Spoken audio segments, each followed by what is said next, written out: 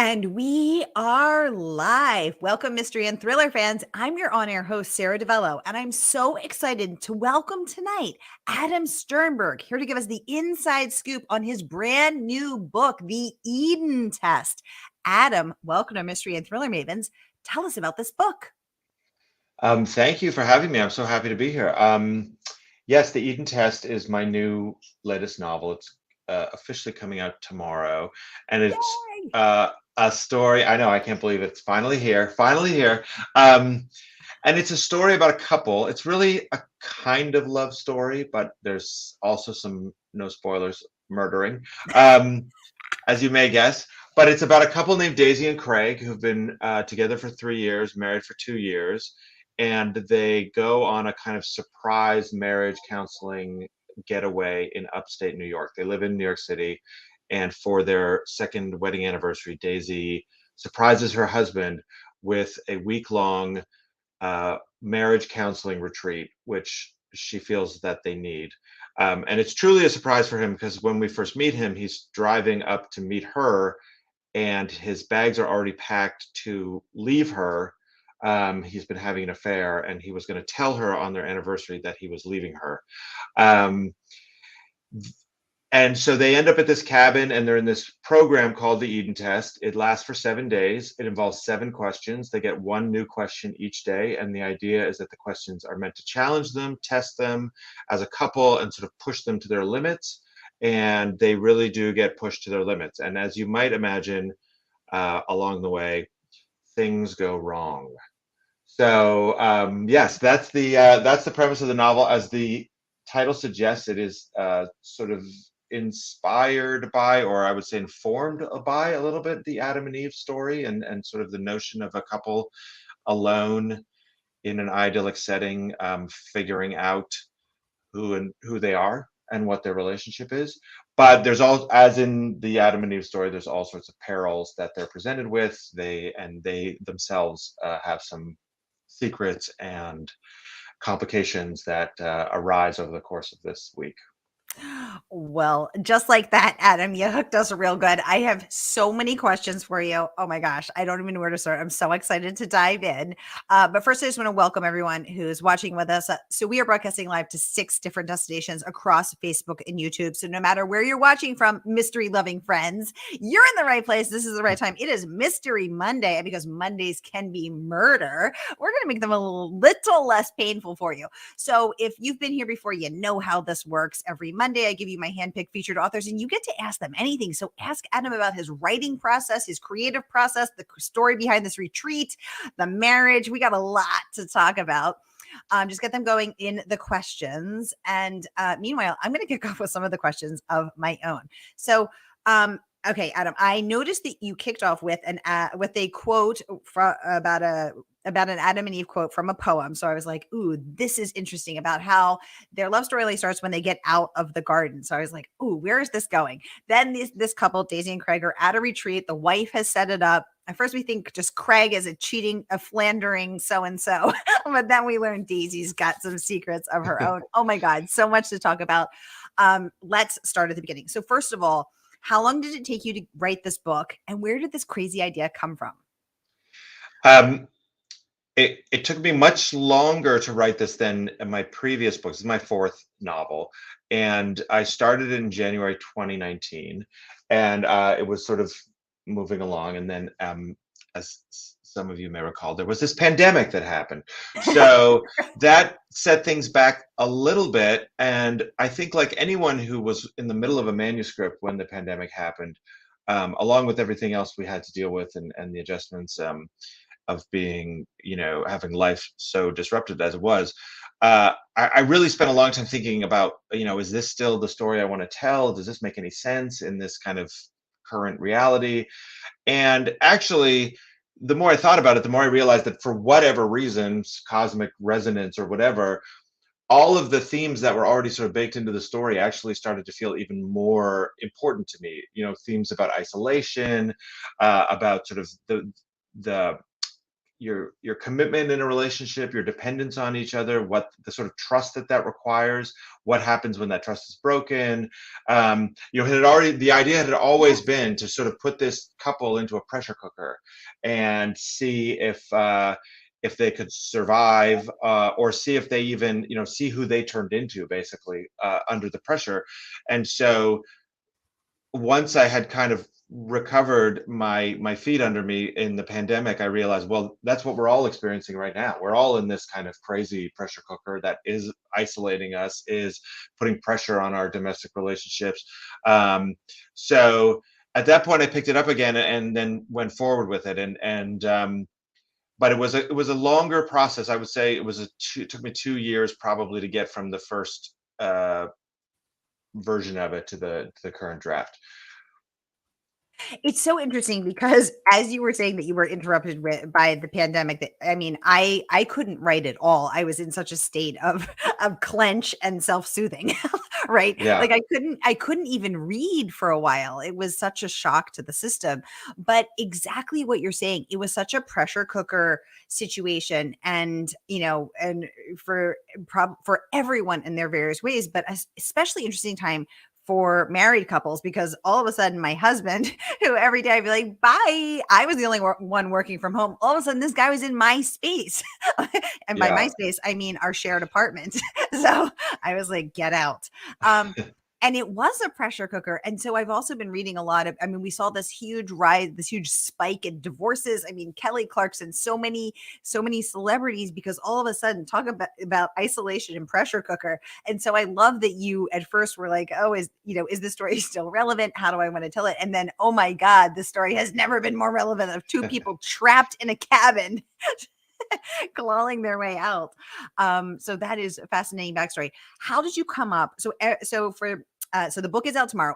Adam is stopping by tonight to give us the inside scoop. So when the couple gets to the retreat, they get a question, a that they have to wrestle their way through. Adam, how did you come up with these questions? These particular questions? Um, I, fairly early on in the process, but it was a really important part of the process to come up with the idea of the questions, because Yeah. I wanted it to definitely have a sense of escalation. I'm Mm. always really interested in stories that take place in a sort of fixed time period. Ooh. Um, my previous novel, The Blinds, takes place over 5 days. This novel takes place over 7 days. The Adam and Eve framework also suggested a sort of 7 days, Oh, uh, yes. the sort of Earth being created in 7 days, and the chapter or the section breaks in the book sort of allude to the different things that happened in each of the days of the creation story. Um, but once I knew it was going to be 7 days, and then I thought, oh well, 7 questions. Seven is also such a kind of mythologically rich number. It's very resonant, Mm. and and then I just started thinking about, well, what sort of questions would you potentially encounter in a situation like this? I did a lot of research into sort of different marriage counseling philosophies and different institutes that do offer like real life marriage counseling. There are real life marriage counseling books based on Adam and Eve that you can buy and read, um, and so I was sort of just thinking of, well, what are some questions? And I wanted to start off pretty straightforwardly. So the very first question they have is, would you change for me? Which is a sort of Yes. fundamental question of a relationship, right? Yes. And the question sort of points out that often when we think of change in a relationship, we think of it as a negative, right? Like, you've changed. It's something you say to someone you've been with for a while, and suddenly things aren't working. You're like, well, you changed, or don't try to change me. Um, but then what the question, which is, coming from this institute that runs the program, is sort of saying, like, change is life. It's what life is. It's how we mark the passage of time. It's how we grow, and so change is necessary. And immediately, like, that's a pretty innocuous question to ask a couple, but immediately for this couple, it already starts to stir things up, because Craig doesn't want to change. He doesn't even Mm. really want to be in the relationship, and part of the reason he's looking for an out is because he's the kind of person who hates working. He hates work. He's lazy. He loves Daisy. He kind of, and as you sort of learn, as you see them together, he secretly doesn't believe he's worthy of her. And as often happens in that kind of relationship situation where it's like, you can't fire me, I quit. He's sort of bailing. He's like, he's trying to bail out of the relationship because he feels like eventually she's going to wake up and say, you know what, you're not the person for me. You're just not right. You know, you're not good enough for me in a sense. So Mm. already the idea of changing and trying to become a better person is really something that challenges him. And that's just the first question.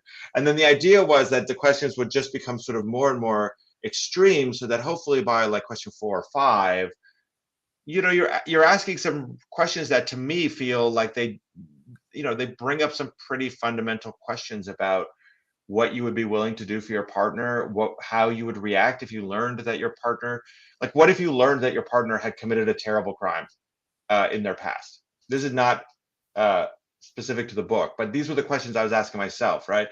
If you know, and they told you like, look, I have this terrible secret, nobody knows, and I'm going to tell you. And it was the kind of thing where you'd say, well, if this was anyone else, I'd feel like I'd have to report you, or somehow, you know, this would set a number of consequences in action. But because you're my partner, and we're really committed to like having a lifelong partnership, not just a kind of marriage of convenience, um, what would I do? And so the hypotheticals as it goes along get more and more extreme, and then they sort of are mirrored by the circumstances that they're in this program in a way that starts to make both of them wonder what exactly they've signed up for. Exactly. And what I thought was so interesting is that just that first question, would you change for me? I mean, I I actually talked to my husband about it because it's such a powerful question, because you're right. At first, you do think it's negative. You've changed. Who have you become? Or Craig and Daisy are reminiscing about how when they first got together, they're in their, crappy Brooklyn apartment with her thrift store couch, but they lay in bed all day together, curled together and reading the paper and eating, buttery croissants. But now Craig's cut out croissants, and because he's cut out carbs, Yeah. and it was such a, as someone who's been married for a long time, I was thinking, like, it's so funny because when you start a relationship, you're like, who cares about carbs? I'm in love, and then later you're like, well, got to get to the gym, tone this tush, like, and Yeah. it's so funny because you change, they change, the marriage changes, and then it becomes a matter of, sometimes wanting the person to change. Will you evolve for me? Will you change for me in a positive way? And so I thought the questions were so fascinating, and then of course escalating up to the really, like, soul shredding, ethically challenging questions. Did the questions ever change for you? Or did you always know these were the questions and that never changed? I I kind of knew where the questions would begin, and I had a good sense of where they would end. And I Okay. don't think it's too much of a spoiler to say, because I think there's actually there's a Flatiron sort of social media campaign where they go through the 7 questions and are like, these are the 7 questions. And when they did that, I was like, oh wait, there's meant to be a surprise. But actually, I think it's fine. It's intriguing, I think, to sort of know where it's headed. But they do go. So I knew, because of the kind of book I wanted it to be, and the sort of stakes I wanted to have, I knew that the final question, or near the final question, would be something about like, would you die for me? And then would you kill for me? Er, And it and I had I think would you kill for me is a question that anyone would instinctively say, well, of course not. I'm never going to kill anyone. That's insane. mm, But when you this is the part where I confess the murder I committed. When you're in, there are situations like if someone says, would you kill for me? And you say, well, obviously not. And then you say, well, what if someone was trying to kill your partner, like in front of your eyes? Would you right. defend them? And then you say, well, yes, I'd do that. Or if you have kids, and you say, well, what if your kid was in mortal danger? Like, what would you be willing to do to protect them? And so really the question is a bigger question of like, what are you willing to do to protect the person you're with? Um, Ooh. and so I always knew that that was kind of the range of the questions. And the ones that were the hardest to come up with in a way were the ones in the middle, so that it felt like a sort of logical escalation from change. And I think it goes, the first one is, would you change for me? Then it's, would you sacrifice for me? And then they sort of go from there. There's one that's, would you lie for me? Which is the beginning of the sort of ethical thorniness of like, okay, but why am I lying for you exactly? But it's like, again, the questions sort of prod the couple to think of themselves as being a sort of cohesive unit, and saying like, if you really want to have uh, uh, and this is all in the context of what this foundation that is running the program is sort of presenting to them. It's like you can have a relationship beyond the one that you have, but what it's going to require is that you make a commitment beyond the commitment you've already made. And Mm, part of it was, just thinking about, I'm married. I've also been married for 12 years, and thinking about the way in which, you know, there are certain vows you make that are sort of part of the traditional wedding vows, right. but in a sense, they've become sort of rote, right? I mean, everyone says till death do us part, but many people part before death, and that's not considered a shocking, betrayal or anything at this point. And Right. so it was almost a kind of think about, like, what would a new set of vows look like, and if the idea was like, we're really gonna like cement you together as a couple, like almost like Bonnie and Clyde, right? Like that was kind of what it was, a little bit Adam and Eve and a little bit Bonnie and Clyde. And the idea of like, if you wanted to be a couple somewhere on that spectrum, like what would it require of you? So that was sort of what drove the generation of the questions. Not that I agree with all the questions for sure, but the idea was to sort of turn up the pressure on this couple and force them to keep confronting these questions, even as everything around them is kind of going haywire, and they're starting to realize, like, this isn't just a chance for us to sit in a cabin and drink wine and chat. This is like something we didn't expect. So, Adam, have you and your wife wrestled through the questions? Oh, that's a good question. That should be the eighth question, or the half question. No, we didn't actually. I mean, she's read the book, but we haven't actually talked about the questions themselves.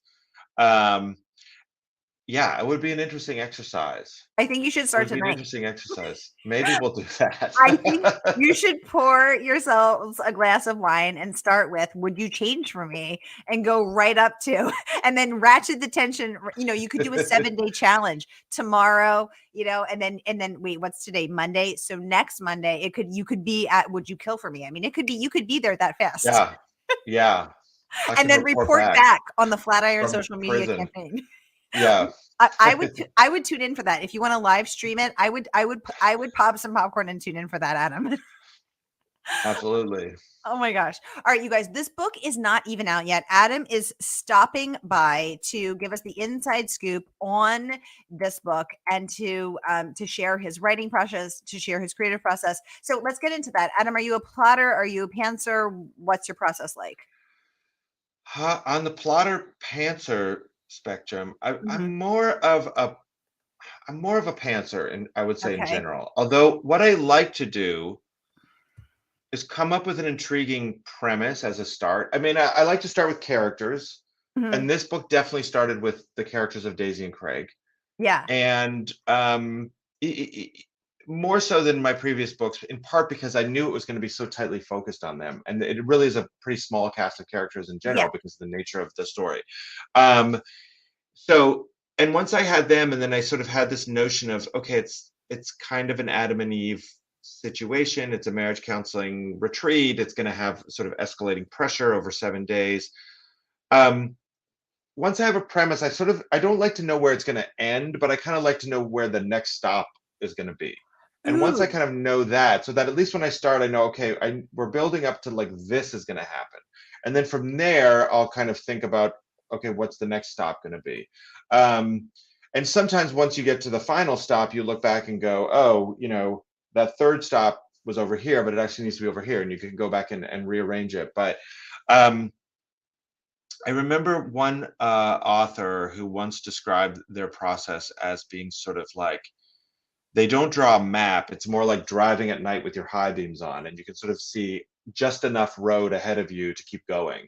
And that's how Ooh. I've always felt that I've worked. But I, I'm a natural pantser, but I'm jealous of the plotters, and I feel like I'm trying to Ooh. incorporate more plotter, maybe a little bit more roadmap going forward. And this one definitely had more roadmap because of the structure.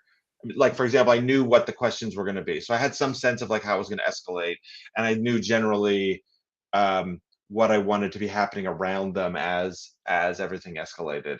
Um, and as you see, in the book, it opens with a sort of flash forward prologue where an ambulance is With showing an up at the image. cabin and taking two bodies away. And so, but you don't, it's not, doesn't specify who the two bodies are. So hopefully there's this question that propels you forward of, is it Daisy and Craig? Has one of them turned on the other? How did this whole week uh, get to the point where an ambulance is picking up two bodies? Right, at a marriage retreat, at the Yeah. The Edenic retreat. Um, yeah, it's really interesting because when Jeffrey Deaver came on, he said he spent 6 to 8 months plotting, and his outlines can be up to 180 pages. And I'd never plotted before, and then I thought, I think Jeffrey Deaver may be onto something. So I'm gonna give plotting a try. Okay, good question. First of all, hey, readers gotta read, joining us from YouTube. So good to see you as always. She wants to know, Adam, and I am dying to know as well. We're vibing. Is there a story behind why you chose their names? Because clearly you're an Adam. There's an Adam and Eve solution, theme here. But you also live in New York, and there's a Daisy. Is this a throwback? Is there a Gatsby? We need to know. That's a good question. Thank you for this question. Yeah, and I'm actually very particular about names. It's one of my favorite things about writing is coming up with the names and having names that have some sort of little Easter egg in them in Yeah, some way. give us the egg. I knew I didn't. I wanted the sort of Adam and Eve overlay of the story to be a sort of something in the background, but not too heavily. It's not like it's a retelling of the story or anything like that. So I didn't want to name them like Alan and Eva or something like that. And I don't, the very first line of the book after the prologue is Daisy, and it's no one takes a woman named Daisy seriously. Trust her, she knows. And it's sort of her thinking about the fact that when she meets people, because her name is Daisy, it sort of projects a certain personality that they expect. And it's a little bit because of Great Gatsby and the Daisy there. Like Daisy is both sort of traditionally, and I apologize to anyone who's listening whose name is Daisy. I think it's a great name actually, but the associations are either the Great Gatsby, and that Daisy's like a little bit of a flighty, sort of unserious person who gets into a lot of trouble, or for me growing up, the first Daisy I ever encountered in pop culture was Daisy Duke from the Dukes of Hazzard.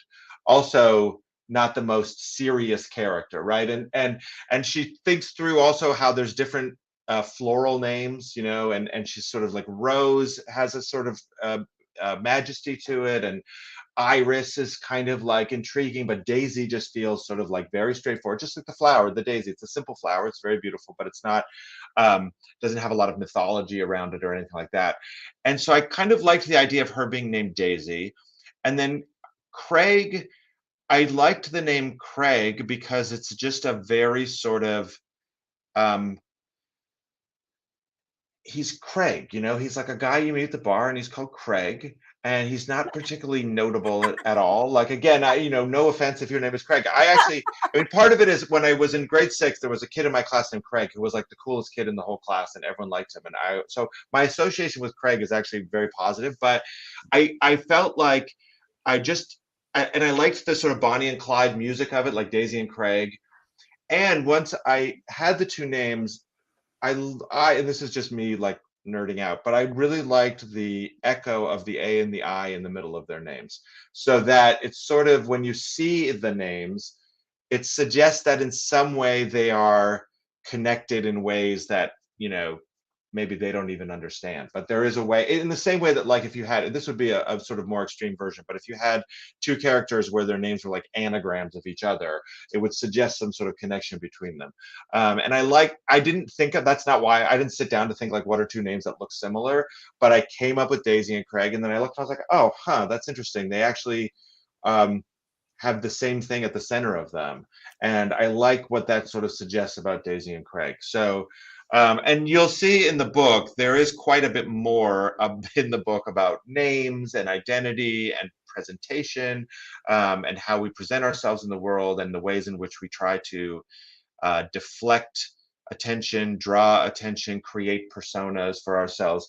Daisy is an actor, so there's quite a bit about her background in theater school and sort of all the exercises she's learned to present different persona and different personalities, and all of that, as you would guess, turns out to be like pretty pertinent to the book. Mm.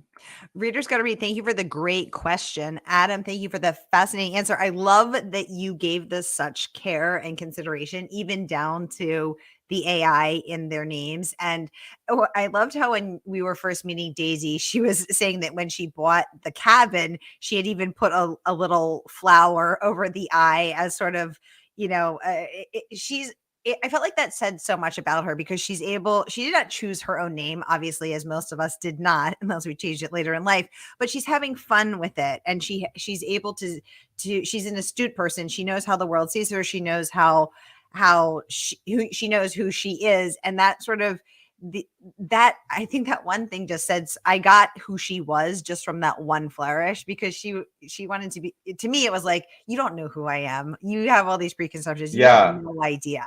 No idea.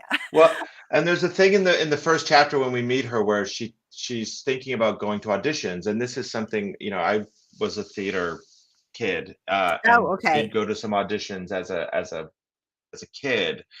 And I remember well that feeling of walking into a room where nobody knows you. They have a picture of you and your name, and you're sort of desperately trying to present what you think they want, right? Like whatever the character is, you're trying to present that to them. Mm, And she's sort of thinking about how when she walks into the room, people will always make some joke about her name as an icebreaker and be like, oh, like Daisy Duke, right?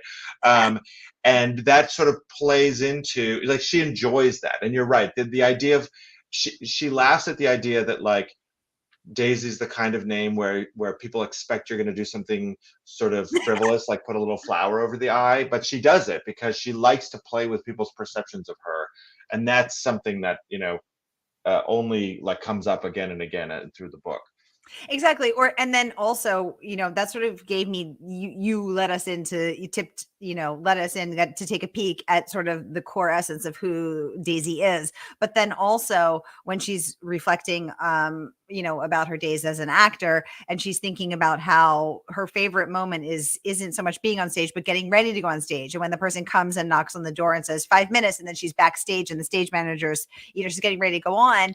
And what I learned from that is she likes to create a vision of who she is, to twist herself or mold herself or inhabit a character, much as a stage actor does, but she does that all the time. Like, so Yes, definitely. And I remember from doing some theater stuff, and I really just did it in high school. But that is an amazing moment, right before the curtain goes up, or parts, or the lights come up. Like, there's a kind, and everyone hushes. I don't know if you've ever been at a like a Broadway show or a big theatrical show. There's kind of a funny moment. Everyone's talking and talking, and then people kind of just instinctually understand that the show's about to start, and it will kind of quiet down. And that moment is so ripe with possibility, I think, for both the yes, audience and also the performers. And you are going to sort of step into this sort of magical process by which the actors are going to create things from thin air for you. They're going to slip into a totally different personas and become different people right before your eyes. And yeah, and for many reasons, I think she finds that moment a very comforting place to be. It's a moment where you can leave everything behind of your regular life and your troubles and everything else, and it's like stepping through a door into a whole other world, and losing yourself but also commanding the spotlight and being in the spotlight. So yeah, I'm really happy you picked up on that, because that was something that I felt really strongly from my own, my very limited experience of doing theater stuff. But I think that is a very kind of interesting moment, and especially for a crime novel, right? Because so many moments in a crime novel are sort of about that moment right before you find out what's going to happen, right? The anticipation. exactly. And I think another thing that was really interesting to me was this idea of, for millennia, let's say, or since time began, women have always, or have often been put in the position of having to perform, of having to be viewed through the stereotypical male gaze, and to be what is expected of them, whether that's a wife, a girlfriend, a nurturer, a mother, whatever that role is. And only now is the cultural conversation really starting to evolve of, let's take away the gaze, and who are you? And so Daisy is really having, from where I sit, is really having fun with that. She knows what's expected of her. She's no in her various roles, even just as, expectations of her name. And she is not just doing that, she's playing with it. She's the puppeteer. And Yeah. I loved that. That was so fun to read. And I was really enjoying that. At a certain point when I was working on it and writing her character, I started to think of her sort of theatrical skills as almost like a superpower. Like this is her Yes. superpower. She can, you know, she has a lot of areas of vulnerability, and she certainly her sort of current personality has been shaped by a lot of things out of her control. Hmm. But she has this kind of superpower of being able to understand what it means to present yourself in different ways, to sort of always be walking into that audition room in some sense, right? Like in every room in your life, whether it's meeting your Yes. family or meeting, people at work, in a sense, you're kind of on a stage, right? And I really did like the idea of how a relationship, especially at the beginning, is itself a kind of performance, right? You're performing a Yes. version of yourself to the other Right. person, kind of trying to calibrate it to what you think that they will find most appealing, and they're doing the same thing to you, and it becomes almost like a little improv, right? um, Right. and in a sense, the whole process for them is trying to get them both beyond the performance to become like bonded together as who they really are, as opposed to who they're presenting to each other, which is quite a bit different from who they really turn out to be.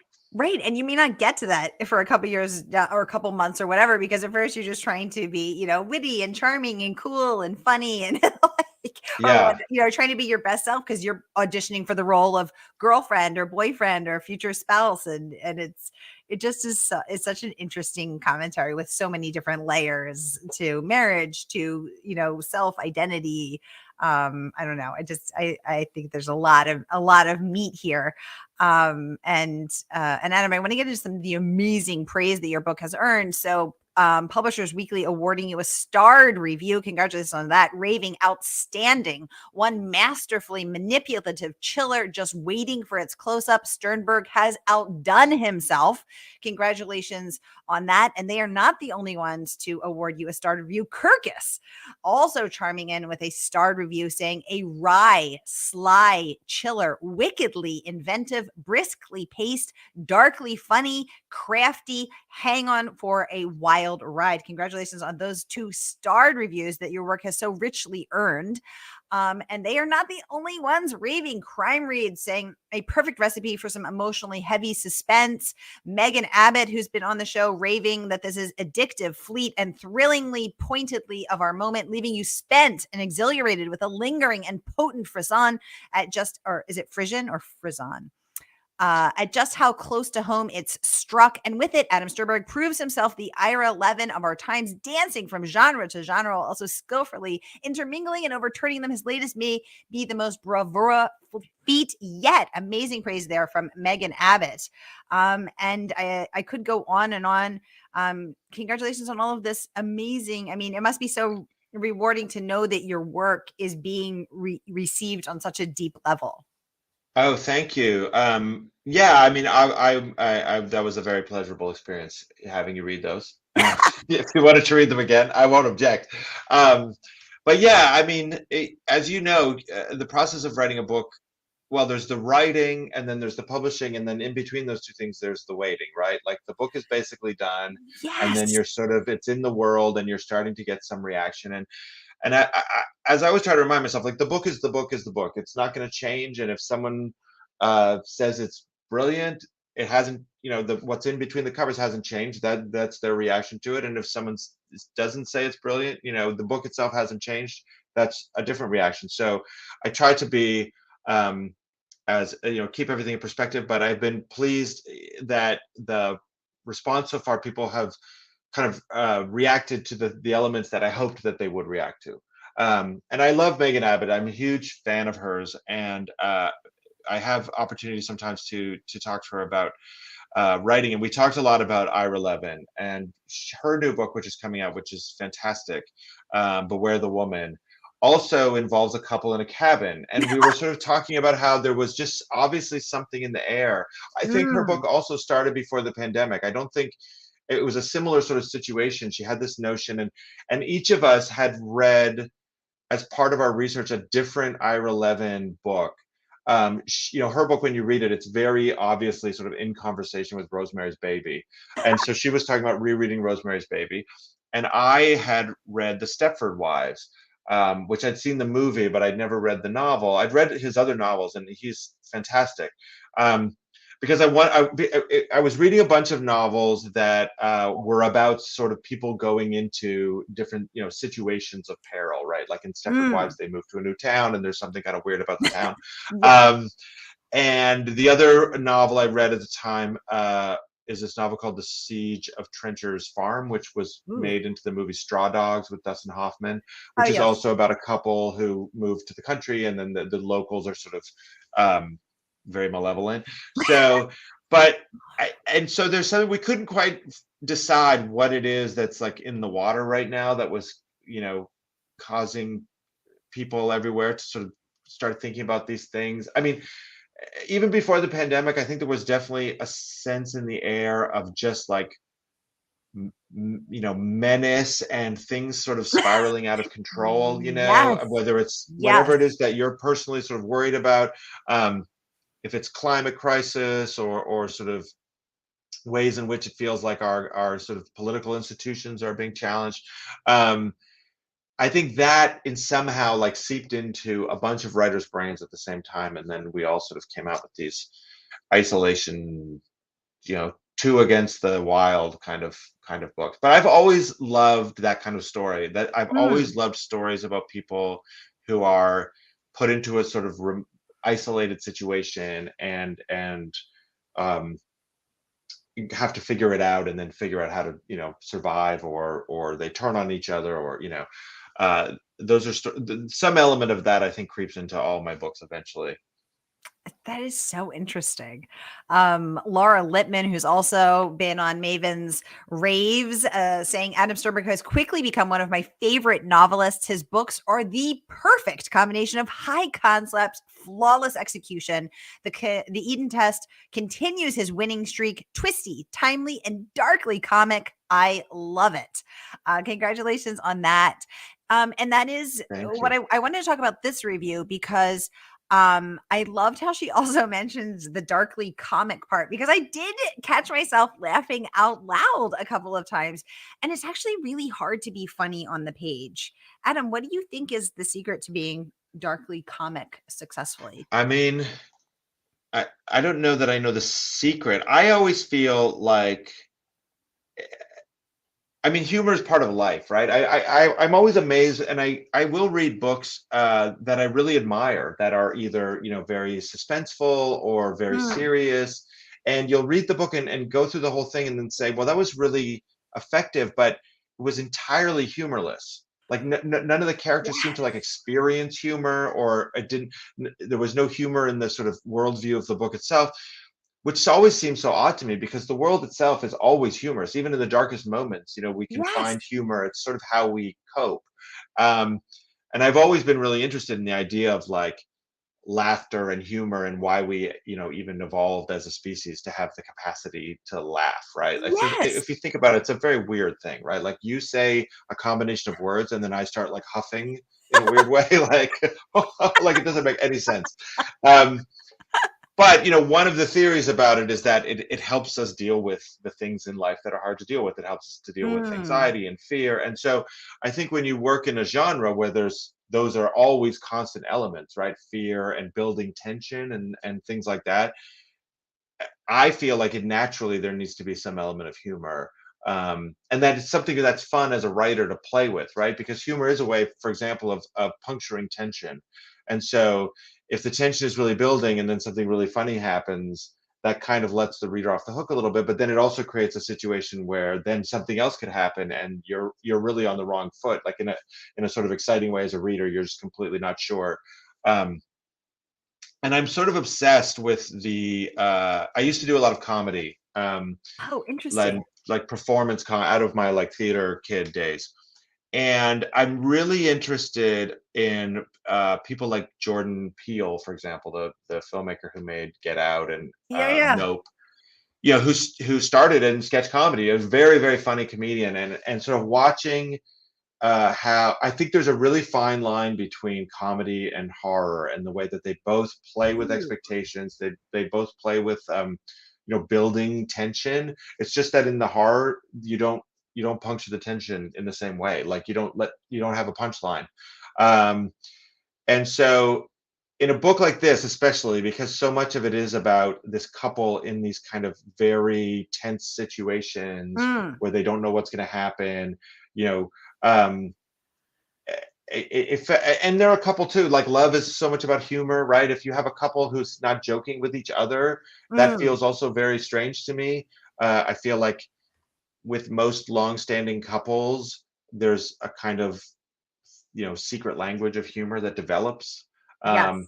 although at the beginning, as also can happen, like at the beginning of the book, you get to see a little bit of how that's kind of turned sour for them, and they Mm. kind of are like annoyed by Oh each yeah, with other. the flipjack scene. Yeah, yeah. Yeah. And so I wanted to have both moments where you could kind of see why they ended up together and what they sort of saw in each other and how they developed Mm, this kind of language, but then also moments where you could see how, because for various reasons they haven't been really committed to making the relationship work, mm. it's all those little things have started to creep in for them. The like, oh, you've got this annoying habit that I just can't stand. Like the things that never come up on the second date, right? But like three On the years second date, in, they're still you're like, charming. exactly, you're still performing, you're still being your best self and being like, look at me, I'm so funny, and you're so funny, and look at us. Right, Um, right, Whereas, 3 years in, you're starting to be like, God, those pants that you just wear all the time. I've never liked them, and I don't know how to tell you. And right. um, so, yeah, I'm happy that there's moments in the book that feel comic, because it would feel strange to me, especially in a book about couples and love, not to have moments of levity. And also, I just feel like it's hard to spend several days or weeks of your life with a book that is not making you, like, it doesn't have any humor in it. I find that sort of hard. So, Oh, yes, exactly. I love to laugh. I love to make others laugh. Humor is life. Um, y'all, we have signed books. I think there is no better gift than a signed book. So I am thrilled to be able to share that my partner in crime, Murder by the Book, has signed books available for you tonight. So no matter where in the world you are, you can click this link and Adam will sign a book, and the good folks at Murder by the Book will send it out to you. Now, the really cool thing is when you're checking out, you could just put in the form, yes, I want my book signed. And you can even have Adam sign it to a special person, to yourself. So we got Mother's Day coming up. We got Father's Day coming up. We've got, my birthday coming up. We have a lot of things to celebrate. So this is a perfect gift. So you can have him sign it to yourself, to the thriller lover in your life, to anyone that you want to give a really amazing signed book, because signed books do make the best gifts. So here is that link. No matter where you're watching from, on Facebook or YouTube, click and order, and then just say who you want it signed to. This is such a special opportunity, and we can't always do it, but we can do it tonight. So there is the link. Adam Sternbergh, thank you so much for coming on to give us the inside scoop on the Eden test, your process, the method to your madness, what you're into, the secret to humor, all the good things we've talked about tonight. What a pleasure to talk all things about the Eden test. Y'all, thank you for spending your Mystery Monday with me. I will be back with you next week. Adam Sternbergh, when your next book is out, you have to come back and tell us about that one too. oh, absolutely. Yes, this has been so fun. Thank you so much for having me. Oh my goodness. Of course. All right, y'all. That is our wrap. And I will see you next week for Mystery Monday.